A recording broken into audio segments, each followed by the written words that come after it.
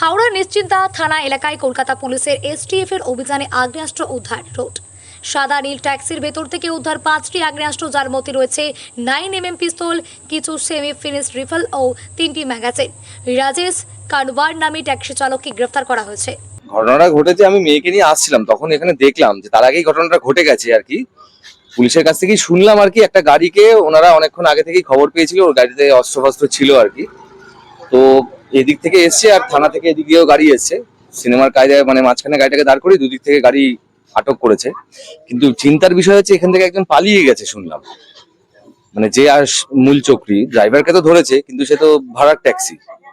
তো আমরা পাড়ায় থাকি, খুব চিন্তিত। ছোটখাটো চুরি হয় ঠিকই, কিন্তু এরকম বন্দুক গুলির ব্যাপার, এতগুলো বন্দুক একসাথে পেয়ে গেছে, প্লাস আমাদের নিজের পাড়া দিয়ে এখান দিয়ে পালিয়ে গেছে।